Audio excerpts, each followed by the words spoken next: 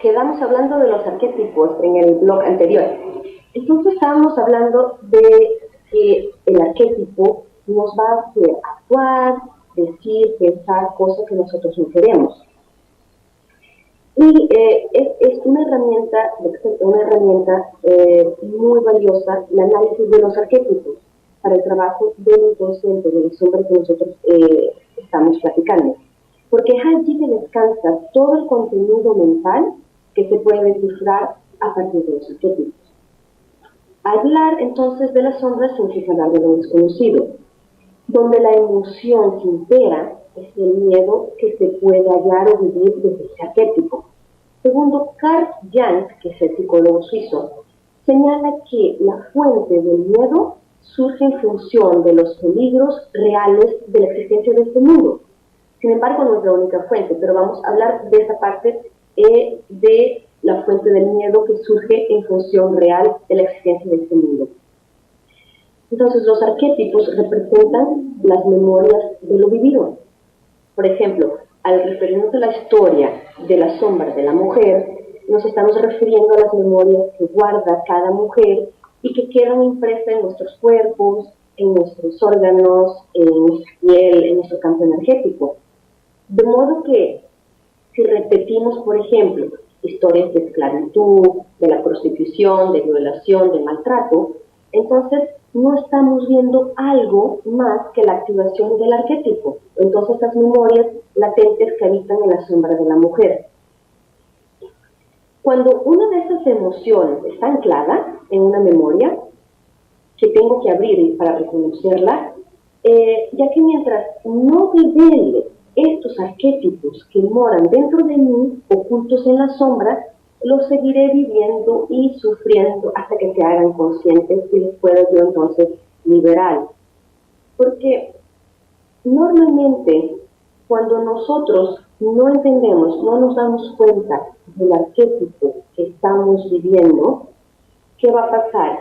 Se van a repetir situaciones iguales que vamos a vivir exactamente el mismo arquetipo con las emociones que cada arquetipo representa hasta que lo podamos. Entonces, ¿qué tenemos nosotros que hacer para liberarnos del arquetipo?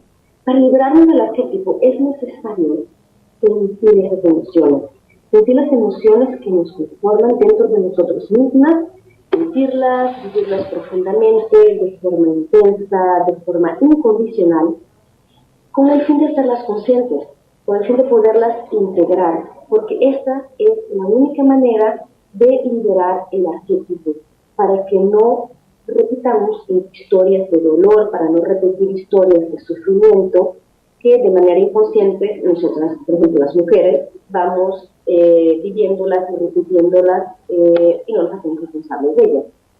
Voy a dar un ejemplo de cuando uno no ve o uno no quiere ver un arquetipo. Vamos a hablar, por ejemplo, del arquetipo de la esclava.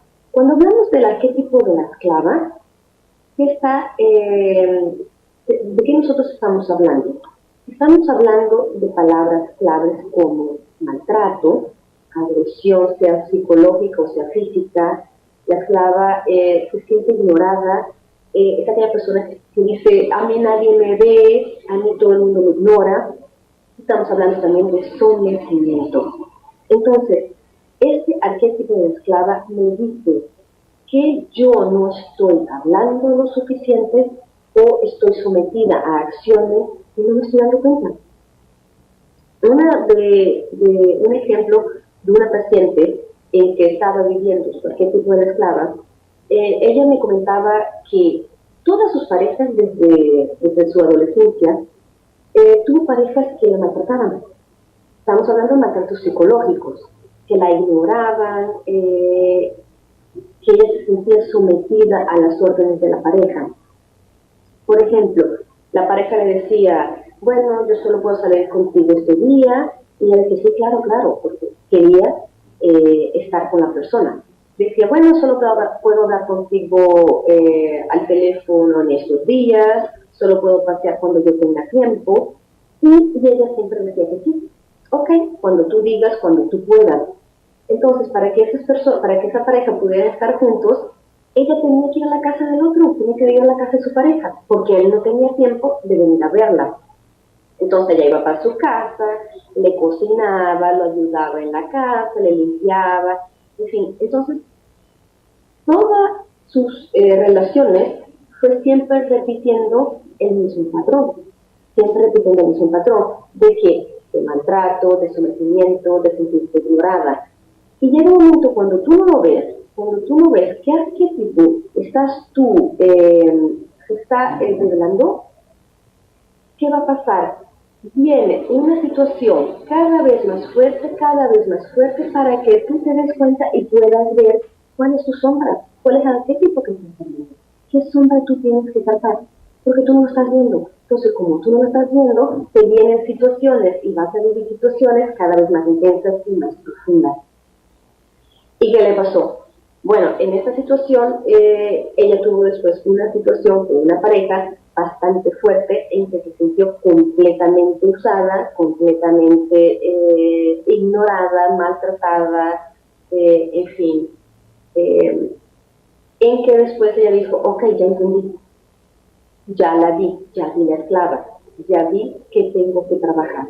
Y fue a partir de ahí que después tuvimos toda una serie de investigaciones y tuvimos el tratamiento con la esclava para que ella pueda integrar todas estas emociones, sentirlas, vivirlas e integrarlas.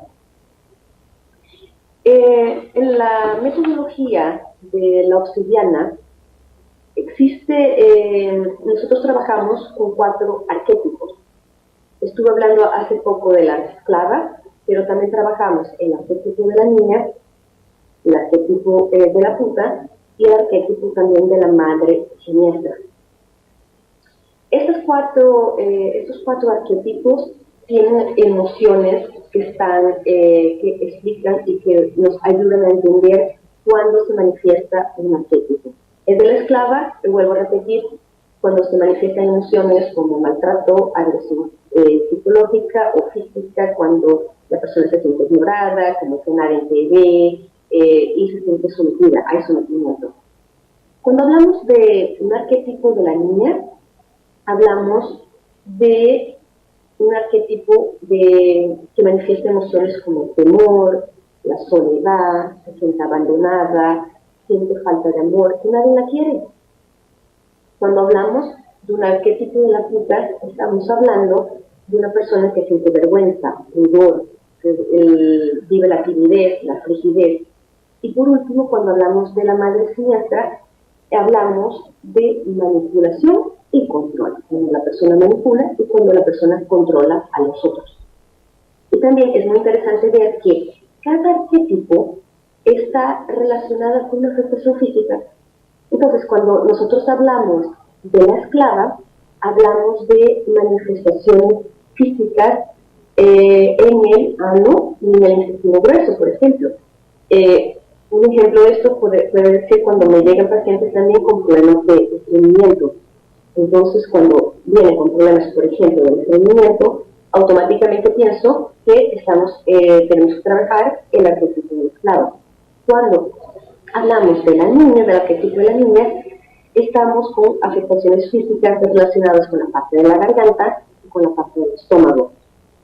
Las afectaciones físicas relacionadas con el arquetipo de la puta están en los órganos femeninos. Y cuando hablamos de afectaciones físicas relacionadas con la madre siniestra, estamos hablando de problemas en el corazón y en los pulmones. Entonces, todo este trabajo de las sombras, todo este trabajo también de las emociones reprimidas que se somatizan en enfermedades físicas, cuando hablamos de los arquetipos, todo esto son varias herramientas que ayudan al terapeuta a entender qué está pasando con el paciente, cuál es la sombra que él no está pudiendo o no está queriendo ver y que después tenemos que trabajar con toda esta metodología de la obsidiana. Otra parte que la terapia de obsidiana trabaja es los sueños. Entonces, interpretamos también las sombras a través de los sueños. Podemos proyectar, por ejemplo, los arquetipos cuando soñamos, porque los sueños nos proyectan, nos hablan del inconsciente, de una manifestación de la sombra. Un ejemplo que yo puedo dar es de varios sueños, y uno de ellos tiene que ver con una paciente que me llegó al consultorio y me habló de un sueño que ella tuvo repetido. Digamos que desde sus 20 años y ella estaba con sus 38, repetía el mismo sueño. Y el sueño después decía y hablaba sobre carro, o sea, ella manejaba un carro por calles estrechas, por calles difíciles, que no conseguía después controlar el carro, y que el carro al final se caía por un abismo y se caía siempre en el agua. Entonces, en la terapia de obsidiana, el terapeuta obsidiana tiene varias herramientas, entre ellas la interpretación de los sueños, que le va a ayudar a interpretar cuál es la sombra, esa manifestación interna en el inconsciente que nosotros debemos trabajar. Y vamos a hablar de los sueños en la otra parte, por eso regresamos después del corte. Gracias.